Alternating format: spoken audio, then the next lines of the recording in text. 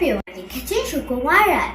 ভয় পেও না, ভয় পেও না, তোমায় আমি মারবো না, সত্যি কুস্তি করে তোমার সঙ্গে পারবো।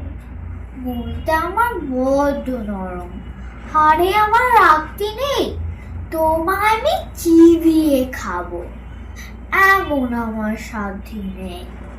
মাথায় আমার শিং দেখে ভাই ভয় পেয়েছো কতই না, জানো না মোর মাথার বেড়া কাউকে আমি দিতই না।